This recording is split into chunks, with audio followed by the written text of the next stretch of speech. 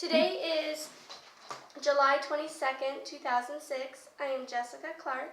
It is a pleasure to conduct this interview for the Dakota Memories Oral History Project in Saskatoon, Saskatchewan. To start with, can you state your full name? Geraldine Marie Keane.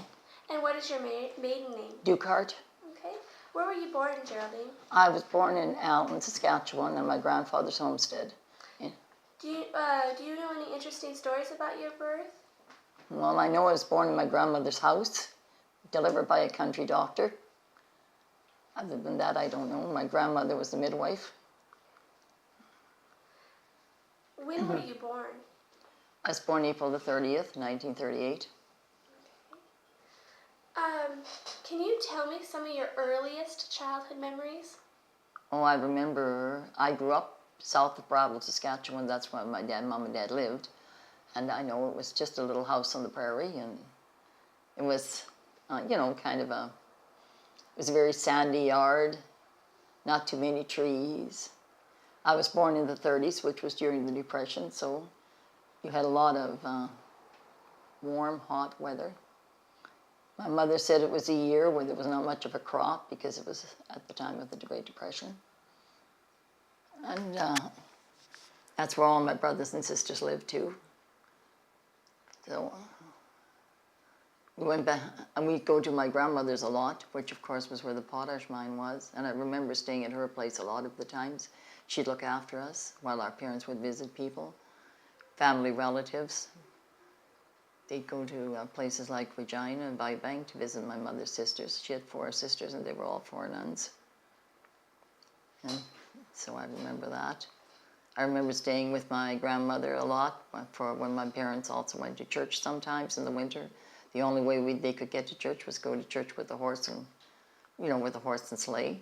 So they'd go and stay at Grandma's house, and they'd go to church, and they'd come back, and we'd stay overnight at Grandma's and go home because it was a 10-mile trip back and forth. So in the wintertime, the roads were not like they were nowadays, so we were snowbound a lot. And I lived down there till I was 7 years old because they closed the local school. So we had to move to a different place, and my dad bought a farm near Brattle. And then we moved up there, and I started school in Brattle. And that's where the rest of my brothers and sisters all went to school. And, see, that's pretty hard remembering everything, Yeah, I had 2 sisters and 3 brothers. And my 2 younger brothers were a lot younger than I was. My other 2, my brother and sister, they were both born on the farm in Bradwell. And my other sister was born in Saskatoon. She was the first one to be born in a hospital. You were the oldest, if I remember right. Yeah, I'm the oldest, and then I have a sister 1 year younger and a brother 1 year younger. And a sister then who was 4 years younger than me. My other 2 younger brothers were a lot younger. I was 16 years older than my youngest brother.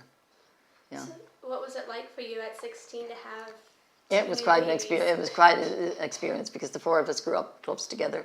And then these 2 brothers were so much younger than us. But we had to look after them a lot, that's for sure. But at that time, we were living on the other place. It was a nicer farm. It was close to the town of Brattle, and we had a high school there, and things were a lot better there than they were where we had originally grown up, because that was kind of, more or less you could say back in those days. It's a long time ago, 60-some years ago. There was not too many facilities, and a lot of, what you could still say like in the days of the olden days, kind of thing, yeah. You mentioned that it was kind of like a little house on the prairie, the first home you lived in. Yeah. Can you describe what the house looked like? It was a 2-story house, but the basement was just a ground dug basement, and there was no running water, there was no electricity. In the winter time, there was no insulation really, what you could say. It wasn't a bad looking house, but it wasn't well insulated, so it was very cold, so we all had to move into the first floor of the house. We couldn't sleep upstairs in the upstairs of the house because it would have been too cold. There was no way they could have heated it because there was no furnaces. So you just had a big space heater in the middle of the living room and, your kitchen, everything. So it was kind of, in the wintertime, it was really, really cold. And I remember laying in bed at night and the coyotes howling because there was a lot of wasteland around, a lot of, so it was kind of strange, but it was very cute when you think back. It was kind of nice to be able to tell your grandchildren, where you grew up at. And where was the first house located? It was 6 miles south of Bravo. It's not there anymore. The second house that when your family moved, Yeah. what does that look like? Or what Oh, did that look that's a nice house. That's 1 mile north of Bravo. My brother lives there now. And it had like power and everything in it when we moved there. That was great. It was 1 mile to the school, which was very handy, 1 mile to town. And even though the roads were bad, and still I'd go to school with the sleighs, in the wintertime, but it was, it was what that time classed as a modern home with building cupboards and things, that sort of things like that. So do you remember what year you moved into that home? 1945, right after the war. Mm-hmm. Was it common in 1945 for houses to have electricity and running water? No, it wasn't, because this was our own power. It was a 22 power, because rural electrification did not take place till 1954, when the provincial government decided to upgrade the whole province and they put in the power. And I remember that. Getting your first TV and that kind of stuff, because then we were able to get that under the old power system we had, which was just a plant with batteries, that you charged up and you had your electricity. So when you tell me about life without electricity, what was that like? Like, how did you do daily laundry and things like It was that? done with a wash machine that you had to turn by hand, and you hung your clothes on the line, and heated your water on a wooden cold stove in a big container. It was kind of neat when I think of it. I think I'd still be able to do that. That wouldn't bother me to this day if I had to do that. What would you do in the winter with the clothes? You hung them outside. They got kind of frozen. You brought them in and thawed them out, and they dried. It all worked. I guess our ancestors all did the same thing. Took a while for the country to catch up on all these things, but eventually things turned around. What about heating? How would you heat the house? With the wooden cold stove, kitchen stove, and with the space heater. Space heater. What is that? It's just a small stove, and you burn wooden coal in it, and it would heat, the other rooms of your house, where your kitchen stove would basically heat your kitchen. Where would you get the wood and coal from? Coal were purchased. They were brought in from coal mines across either Canada or wherever the coal came from. A lot came from Estevan, where we have a coal mine. Some came from Eastern Canada, down Nova Scotia. And the wood, of course, you purchased either wood, or else if you had a lot of trees in your yard, you could always cut some trees down and use that as wood. Did you have trees in your yard? Not down there. We planted trees, so Dad had to buy the wood. No. We planted trees, but they weren't big enough to cut down. When you were in this house without electricity, how often would you do laundry? Maybe a couple of times a week. It was quite a job. And how far did you have to haul the water? We had a very good well in our yard, maybe about a couple of 100 feet from the house. Okay. Yeah, it was an artesian well, so we didn't have any problems. Water supply was good. What about bathrooms? Going to the bathroom, They were indoor toilets. Really? Outdoor toilets in the summer, indoor toilets in the wintertime. Okay.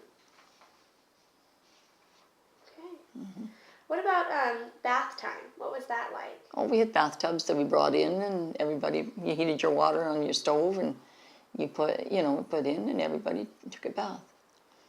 It was kind of long. You had to bring your bathtub into your kitchen, basically.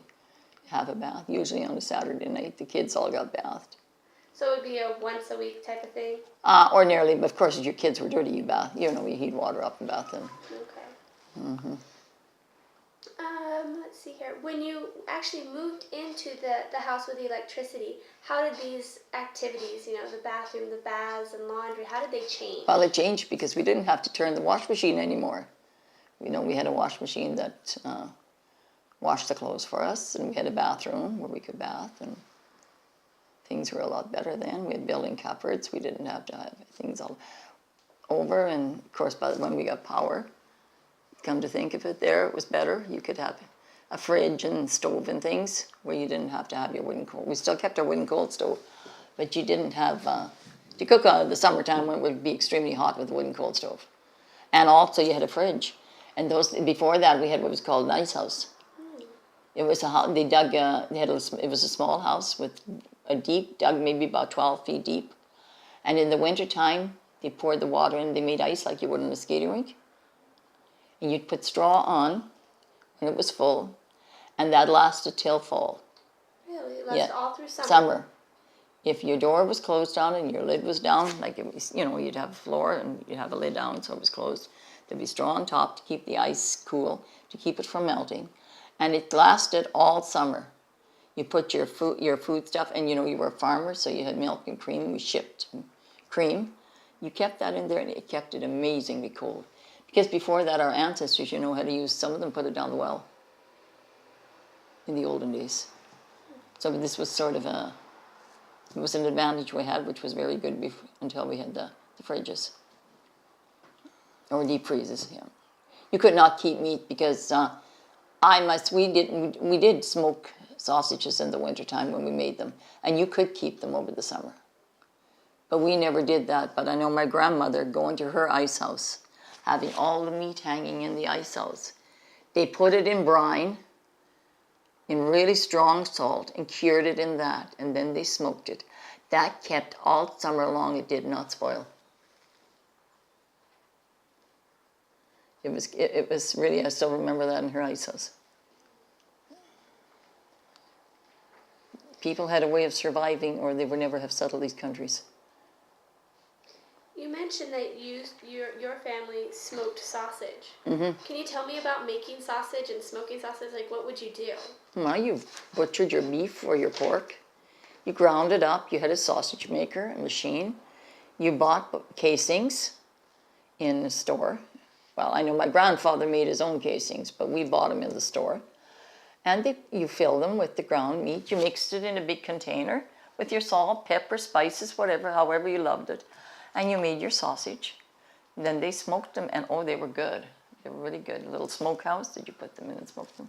So you guys had a smokehouse on your... Yeah, it's just a little smokehouse. My dad would smoke the sausage on them, yeah. Mm-hmm. Okay. Did you ever make any other types of meat products that you would smoke, or... Oh, yeah, ham, bacon. Oh, yeah, they put it in the salt brine. My parents did, too, in the wintertime. And then they smoked it. It was really, really good. Actually, the food was better than the stuff we buy. And it was all organic. That's the one thing. What type of food were you raised on? What was like a breakfast meal like back Oh, then? we had our cereal, like porridge.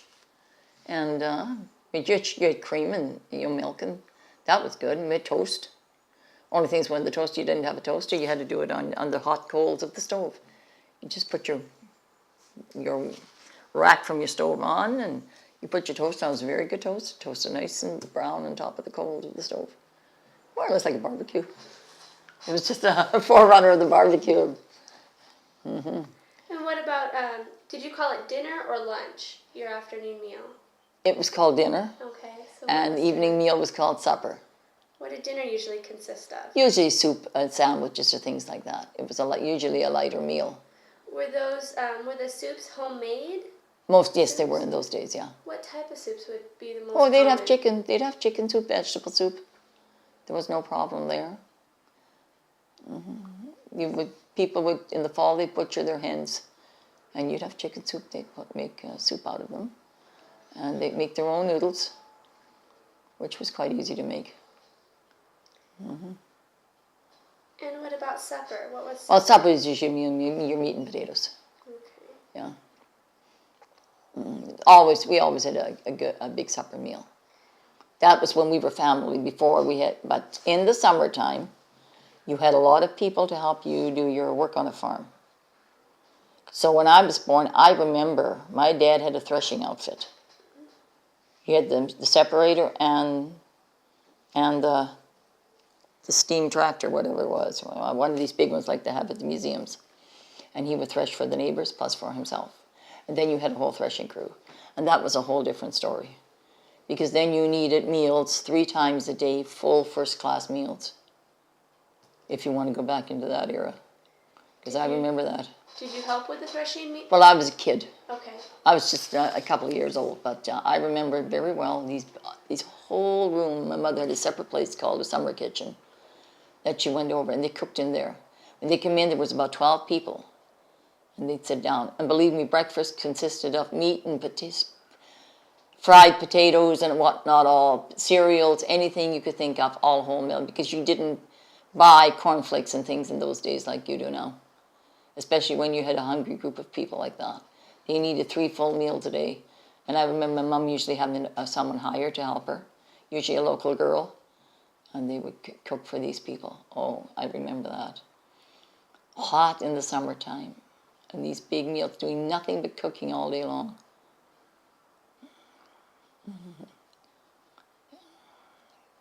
How long did your dad run the communal threshing outfit? Like how old were you when he stopped that? He stopped that in the 1940s, maybe about 42, I guess 1942 when he bought his first, he had a little truck before that, but he bought the first class truck in 1940, Chevy half-ton, and he traded his horses in for a tractor. That was the first tractor he had, and at those days what they did is they would take trade-ins of horses for machinery as the farmers were switching over. And then after that he had a tractor to work with, and we didn't have to go through all this rockamaroo anymore. And he sold his threshing company to somebody, I don't know where. But anyway, from then on he went and he bought his first combine, a little power takeoff combine. I don't know how familiar you are with farm machinery. I'm learning. Yeah, it was a little power takeoff combine, so I remember that. And from then on, of course, things modernized. As you got a bigger tractor, a bigger combine, bigger machinery. Do you remember how the tractor changed your dad's farming? Oh yeah, because he could do most of the work himself. Otherwise, you always had to have people to help you. And then you always had, you needed all this cooking, all this help. This way it became a family operation instead of a... And then he did his own work. He didn't have to worry about the neighbors anymore, they didn't. So that helped a lot, yeah. Since you were the oldest, what type of responsibilities did you have on the farm? Oh, I had to play with my brothers and sisters because the 3 of them were, right behind me in age. And of course, as we got a little older, we had to do chores. It was up to us to gather the eggs, and when we got older, to do the milking. Mm-hmm. Did you ever have to help out in the fields? Yeah, we did. We helped with making feed for cattle, hauling bales and things. That was later on when we were older. How did you make feed for cattle? Well, in the olden days, you have what was called a binder, When they threshed with thresh machines, the grain had to first be bindered. It was a machine that cut the grain and tied, and your sheaves fell down. Then they had threshers, stukers, who came and set up these stooks. Have you ever seen a picture of stooks sitting in a field? I have. Yeah, so that's how they set them up. Then when it was time to thresh, the machine would pull in the middle of the field. They'd come with their racks, which they called feed racks or whatever, and there'd be a bunch of men, and they would load these racks. They'd take them up to the steamer. They'd throw them in, as the machine ran, and this would thresh. You'd have a straw stack where the straw came out. There was a wagon there to take the grain. But my dad kept his binder. So when we first made feed afterwards, and we didn't need it for that anymore, we would just cut this feed, and then we'd haul it home and set it on a stack, which was a lot of work. So of course, then they decided, out came the balers. So they bought balers, and then of course they baled, which was all done, with the machines. And so when we took them home, of course, we had to learn to put the stacks up as kids, so we were out there stacking the bales. Mm-hmm. So what type of farm equipment? Can you take me through the farm equipment that was on your dad's farm when you were a kid? Yeah, he had a 101 Massey tractor and a 6-foot one-way. Then afterwards, he bought a Farmall M, which was a little bigger, and an 8-foot one-way. Then he bought a U Minneapolis and a 10-foot one-way, and a cultivator, and of course your harrows and everything. And then afterwards, he had a G Minneapolis, and he had the combine became a Super 92 because he passed away in 66, my dad. So after that, my brothers farmed, and I and my husband farmed. I got married and we moved to Blucher, which was north of 16 Highway, which we still have land there and we still farm there. So that's where we lived then, and my kids were born out on that farm. Mm-hmm. And what about the farm animals? What type of animals did you Oh, have? we had lots of, my dad had beautiful horses. Oh, I love these horses. He had nice teams. He was very particular with his horses. And of course we had a lot of cattle, we had pigs, we had chickens, everything, because he was believed in being self-sufficient. He didn't believe in buying things, you know. And that's how we had it until I left home, and that's how we had it too. I'm a husband, we had lots of cattle and pigs and chickens and stuff. Oh yeah, we all helped. It was a pitch-in kind of thing, you know. You milk, you feed your livestock, you look after them, you fix your fences, everything. It was fun. I think the kids are missing out on much. My granddaughter, I try to learn her as much as I can because I think there's so much she's missing out on, so much they should know. When you were growing up on the farm, what did your dad rent the land or did he own the land? He owned it. He owned Okay. it. My dad. How did he come by the land? Well, his father rented the land to begin with when they moved south of Bradwell. And then when his dad passed away, he took over and bought the land. Then he sold it and he bought at Bradwell. My dad believed in buying and owning. He did not like renting. So to buy the land, did he have to take loans or did he You didn't get loans. You didn't get loans. You saved up your money. And in 1942 was a very good year for crop. So when they sold their grain, they got enough out of it that when they sold their land, took what they got from the grain, they bought the land. Okay. Yeah. And then, of course, as years went on, you purchased more as you went along. You could not go to a bank and get a loan.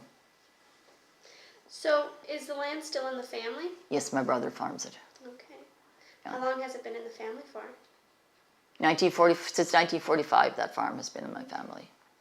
So 61 years? Mm-hmm. No, 61 years, it'd be more. Yeah, that's right, 1945, yeah. Because I was just saying, gosh, I'm older than that. What type of a farmer was your father? Was he a diversified farmer, or would you call him a grain farmer? It was a mixed farm. It was called a mixed farming operation. Mixed farming operation. Because it had both livestock and grain. Okay. Did he sell the products from the cattle and? Okay. Yeah, they were all taken. You could take them to the stockyard here in Saskatoon, and you can sell cattle, pigs, whatever. Yeah. What type of crops did your father have? Wheat, oats, and barley. Okay. Let's see here. Can you tell me? Let's start with some family history here for a little bit. Your dad's side, his parents, your grandparents. Yeah. Did you know them? Yes, I did. Not my grandfather. He died in 1935 before my dad was married. Okay. My grandfather, Dukart. What was his name? Peter. Peter. And what's your grandmother's name? Mariana. Mariana. And can you tell me, did they come over from Russia? Yes, they did. Did they come straight to Canada or? Yes, they did. Okay. Yeah. Did your grandmother ever tell you what life was like back in Russia? She never did, but my dad did. My dad was 8 years old. Your dad was 8 8 when years. he Yeah, okay. he was born in 1903, and he came in 1911. Okay. So how many children did Mariana and Peter have when they came over? I think Aunt Anna Mary, I think, was the youngest. It's in one of my books here, anyway. There was my dad, there was my Aunt Rosie, there was Aunt Katie. There was only 3 born over here, I think.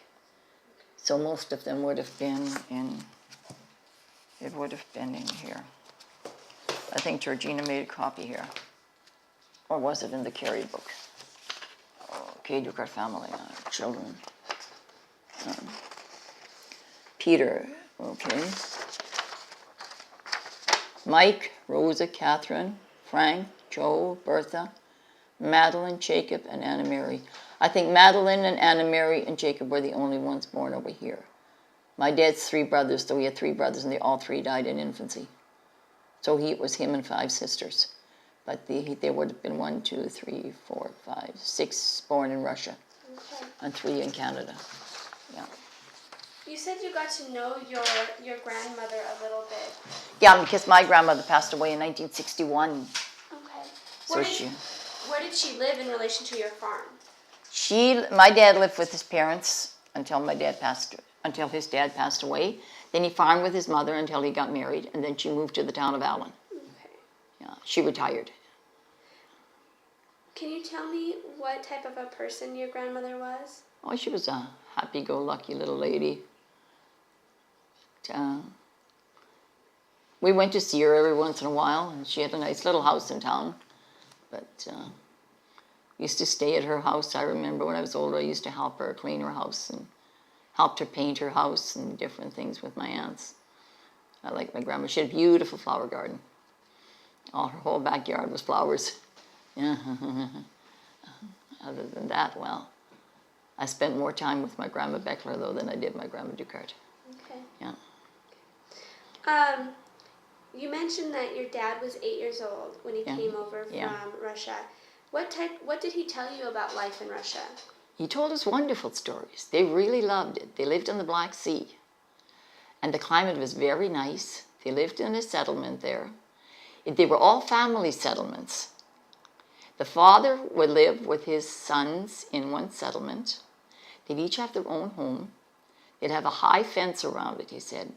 And their land was out the back. You know, they'd close the gates at night. They'd live in the place because they had a lot of trouble with the local environment, he said, because they were sort of not liked by the general Russian population because they were German people. So, but he said they'd go out in the fields, they'd work behind, you know, the land strips. Just, you know, remember the old seigneurial system, you know, how that was? Mm-hmm. Well, that's how it was on there too. So they lived in these settlements, he said. They had their gates closed, they had girls working, helping the ladies do their work, and they had local peasants hired to do the work, a lot of the work for them. They themselves didn't do that much work. But he said it was a beautiful home. They had all kinds of wonderful fruits, grapevines, everything you wanted to see because she had a very good, you know, a very nice climate. He enjoyed it very much. He spoke highly of that place. He says he remembers swimming in the Boob River with his pony. He had a pony. So, and this kind of thing, he always spoke highly. His parents felt bad when they came over here. My grandmother and her sister and those, they felt bad. They missed their hometown so much in Russia. And they were so unhappy, my dad said, until the Bolshevik Revolution.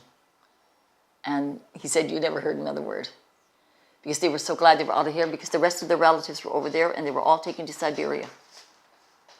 And actually, some of the towns they lived in, everybody was massacred.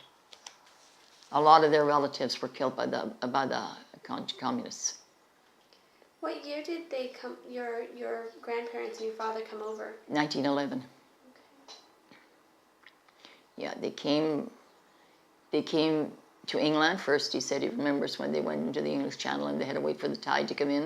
He said for the boat to lift up so that they could dock. And then he said they got on a boat and they came to Canada straight to Halifax. Did he ever tell you why they left? Because their relatives were over here already, the Becklers, which happened to be a half-sister. My grandfather Beckler's mother was a half-sister to my dad's mother. And they were over here already. They had homesteaded first in the States, and then they had homesteaded in Canada. They were homesteading here. So when they wrote them about Canada, there was this place over here, you know, and everything. They decided to sell everything they had and come over here too. So they came. There was about 3 families. There was they were related to they were Careys, Becklers, Dukarts, Stecklers. There was a whole group of these people, and they were all related to each other. And then they all came to the Allen area, and they all, you know, found farms and that they could purchase from other people, because by 1911, you weren't home. The people around here weren't homesteading. Your land had all been taken up by settlers. Mm-hmm. So what year did Saskatchewan become a province? 1905.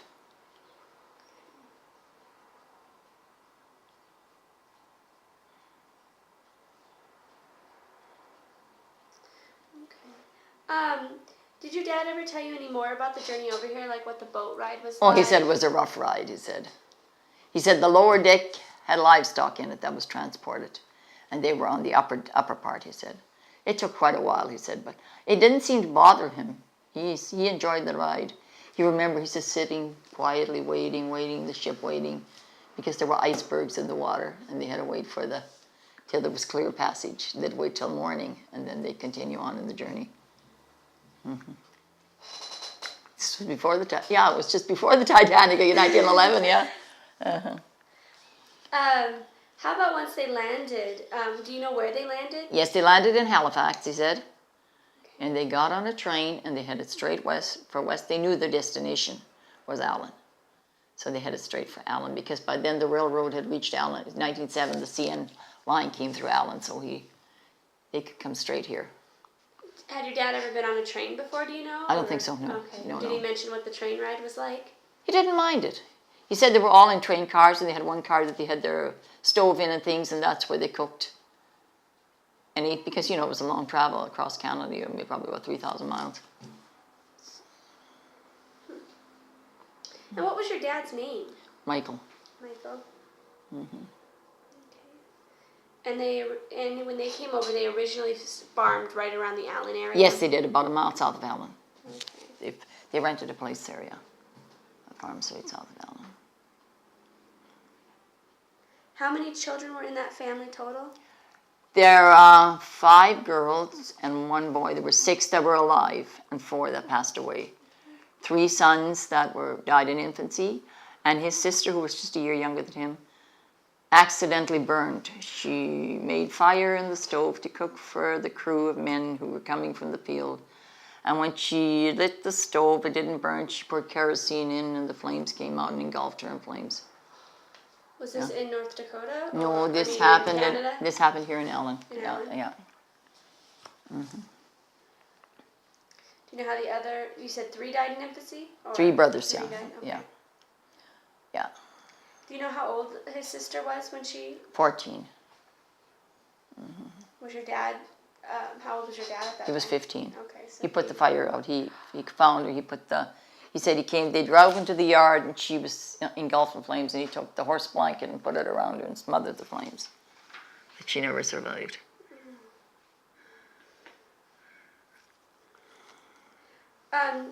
His surviving siblings, did you get to know them when you were a child? Oh yes, I knew all his aunts. Okay. I knew all my aunts. Actually, some of them just passed away. The last one just 2 years ago. How often did you get to visit your aunts? Whenever they came, because a lot of them did not live here. Okay. A lot of them lived in BC. Well, can you tell me what they were like, and as a child, what it was like seeing your aunts and? Some of them moved away already when I was quite young, so I just knew them when they used to come to visit. Some of them lived here, which my Aunt Annie, well, I knew her well because she lived in Allen. And Anna Mary, well, she was here, but she was a teacher, so she was teaching all over. And then she moved to Nanaimo. And of course, you only got to see them when they came for a visit. Same thing with Adelina. She'd come once in the summertime and she'd drop in, visit everybody. Then when she went back to BC, a lot of them didn't like living here. They preferred British Columbia. It was a nicer climate in Victoria. Did when they would come to visit, would they bring treats for the kids? Or? Oh yeah, sometimes they did, or little gifts. Oh yeah, oh yeah. And their kids, of course, came with them, so we played with their kids. Yeah. Okay. What type of things would you do with your cousins? Oh well, because they were not from the farm, they thought it was quite interesting going around the farm, seeing all the animals doing the things. Yeah. Oh yeah. Okay.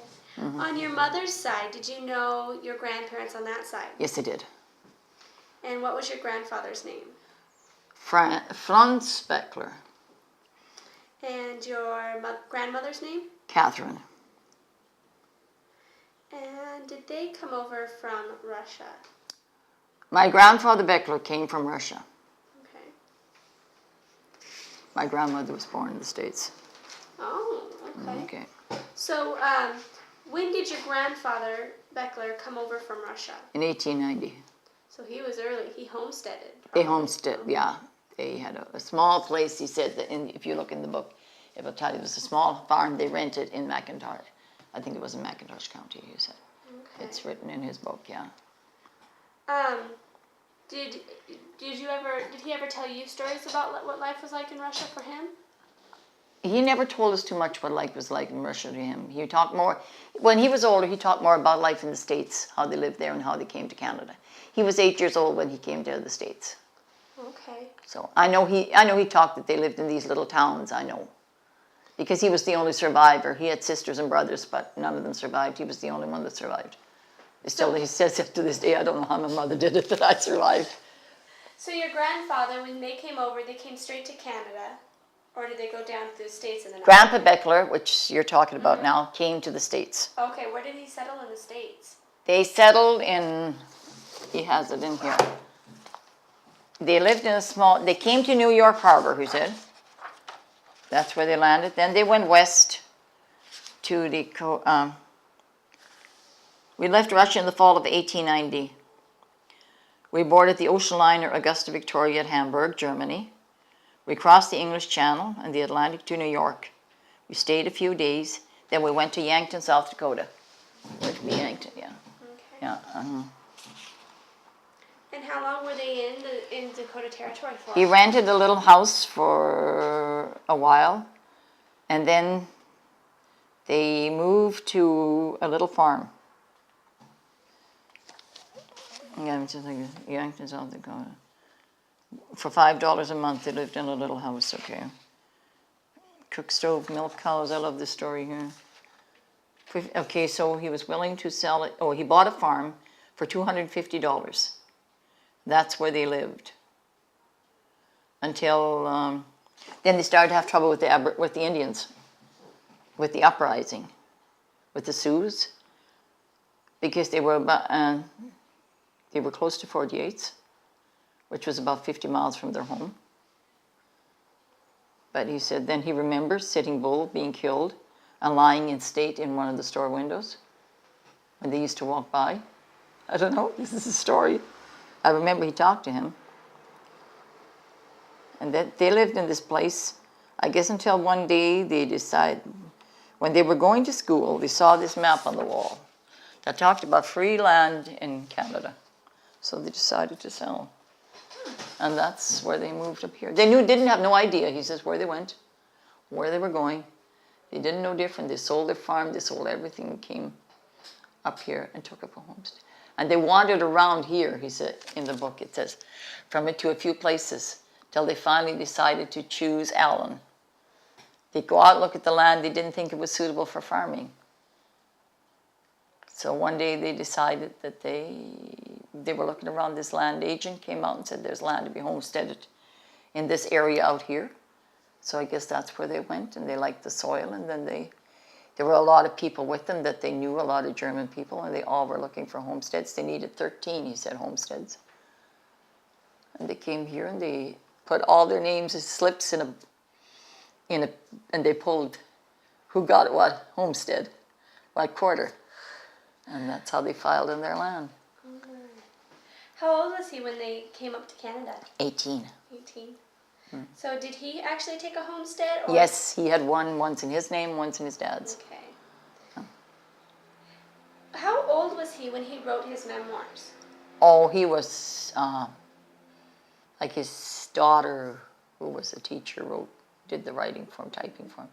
And he was, maybe in the 70s, probably. He just wrote it down so the kids would know where he came from, and like what the maiden name was of all the grandmothers and everything, because nobody would really, unless somebody told you, you wouldn't have known. That's a great thing to have in the family. Mm-hmm. And your grandmother, let's turn to her for a little bit. Now, she was born in Dakota Territory. Yes, she was, in 1888. Okay, so her parents had to have come over. Her parents came also from that area, and they settled in here, yeah. Okay. Do you know where she was born at? My grandmother? Mm-hmm. I know they always went to a town called Eureka, South Dakota later on. So that's probably where she was living. Okay. She didn't meet my grandfather till she was up here. Like her grandmother, she has relatives down there, lots of them, Seltzler. Her maiden name was Seltzler. Okay. And her mother's maiden name was Yunt. Okay. I know. Did she ever talk to you about what life was like in Dakota Territory? Oh yeah, they liked it there, but they were always worried about the Aboriginals. We had called them Aboriginal. I don't know what you do, because if we say Indian up here, we get it down the neck. We call it, You call them Amero-Americans? No, either Indians. We're going back towards Indians, but for the last 10 years, it's been Native Americans. Native Americans, yeah. Back to it's Native. We call them Aboriginal people, so because there's been such a furor about this labeling and racism. Mm-hmm. I know so.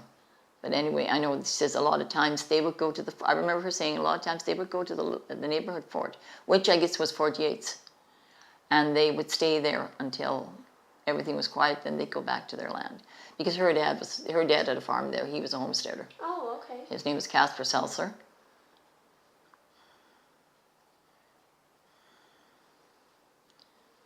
So, your great-grandparents were probably one of the earlier settlers then down in Dakota Territory. Yeah, they would have been, yeah. Okay. They would have been.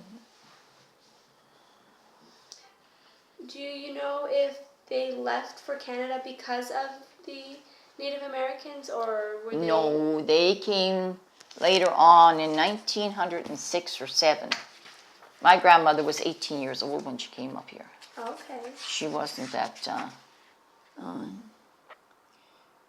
more settlers came in 1904. That's where home came. She was married in 1907.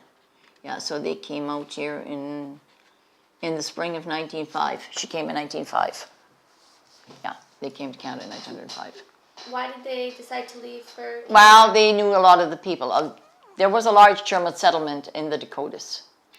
And the people sort of knew each other. And a lot of these people were coming up here. So they decided to sell. I know Grandpa Seltzer came up here, looked over, had a house built south of Allen, because he was already a wealthy farmer when he left the United States. Built a beautiful house up here. It stood for a long time. It was torn down a few years ago. And the family came up after everything was finished. What was I going to say? Okay, when they came up to Canada, you said your grandfather was a wealthy farmer. Your grandmother's father was, great-grandfather. Yeah, was a wealthy, yeah. When he came up to Canada, did he still have the good luck and fortune? Yes, he did. Okay. He had a very successful farming operation. Okay. Oh, yes. Mm-hmm. So, if your grandmother was 18 when she came up, and then your grandfather's up here as well, do you know how they met each other? Or? They belonged to the same church in Allen. They all lived close to the town of Allen, and that's where they met each other. So your mother then was born? In Allen, yeah. My mother was born on Grandpa's homestead, yeah. All her whole brothers and sisters, there's 14 in their family, they were all born on the homestead. Okay. Yeah. 14 in the family, that's a large family. Yeah, that was a large family. They had 14 children. And what is your mother's name? Annie. Annie. So your mother, did she ever live anywhere besides in the Allen? No, she lived in Allen, and then she lived by Bradwell where we farmed, and that's where she was. My mother was a person who liked to be close to her family. And of course, with the large number of brothers and sisters she had, you know. Mm-hmm.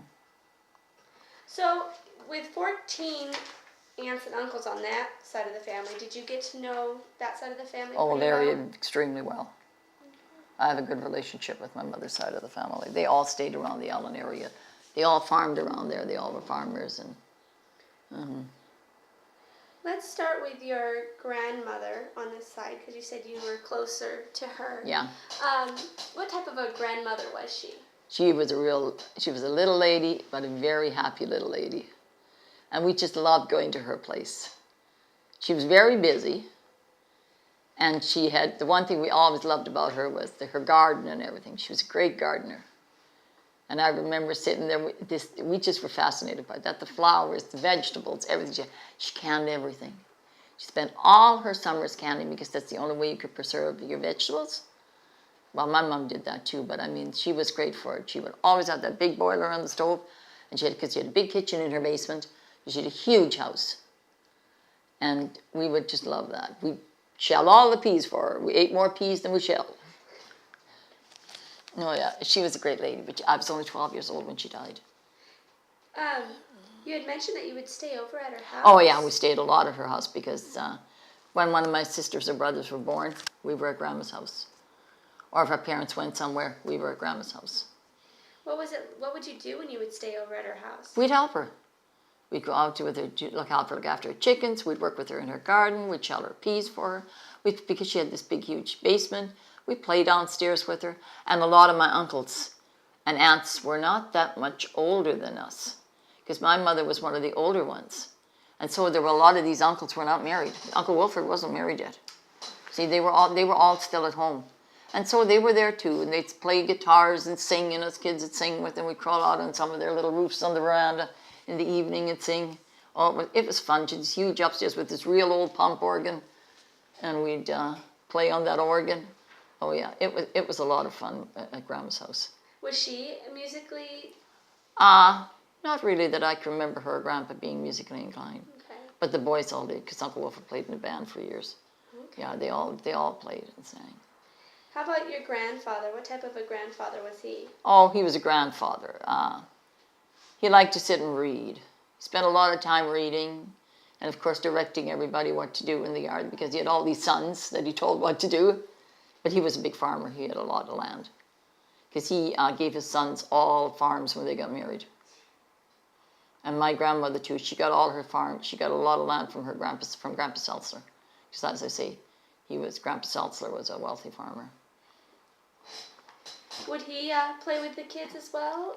Grandpa, no, he'd sometimes tell stories, that, but he was not much of a person. He'd have his afternoon nap, and then it was, shh, Grandpa sleeping. But we were down in the basement. He was up there, so we didn't go up there too often. If he read, a lot of times he said that. The only times when he'd go outside in the evening time, and he'd read out, sitting outside reading, and Grandma would be doing some needlework, or he would come downstairs and he'd read the stories. She didn't have time to read the paper. So he always got the paper, the North Dakota Herald and the Wanderer. I guess they're still published, these papers, some of them. And he'd read stories, and she'd be sewing, doing her patching or whatever, all she had to do, finishing up her canning. You mentioned that he would tell stories. Were these like make-believe stories or history stories? More or less history stories, but he would read to her like more from the paper and that. Or he'd tell his kids little blurbs like that. Nothing really, because he was kind of a private person. If he didn't feel well, you didn't see Grandpa. He was having a nap. Later on, I got to know him better. After Grandma passed away, she died in 1950. He didn't die till 75. Okay. So we got to know him a lot better, because we did a lot of things for him. Like, he lived in a little town in Allen, in a little house afterwards. And we'd go in and we'd do his house every week. We did the laundry for him and everything. And then that's when we really got to know what Grandpa was like. Once he was in. But as long as Grandma was there, it was always Grandma. So what did you get to know about your grandfather after your grandmother died? Oh, that he became more personal, like someone that you really knew more, personally. And he talked about Grandma when she was young, what kind of nice hair she had, and all these kind of things, How did your grandmother die? She died of cancer. Since you were 12, do you remember when she died? Yes, in 1950. What was her funeral like? It was a big funeral, because she had a large family. Not only her own children, but a lot of relatives. Because everybody in the town of Ellen at that time was related to each other. It was a town that was related to each other till the potash came in, and then you started to get all the different people moving in. Now it's not the same anymore. Mm-hmm. But it's like if you go into the cemetery, you probably were in the cemetery. Mm-hmm. Well, you've got the whole relationship. They're all buried in the cemetery there, which is a wonderful, wonderful thing. So can you just describe what her funeral, like, did they have the service in the church? Yes, they did. But we had a wake in her house. Her body was brought home on the train, and we had it in the house for 3 days. Everybody was there. All the relatives were there, taking turns, coming and going. And then she was taken down, and the funeral was in Allen then.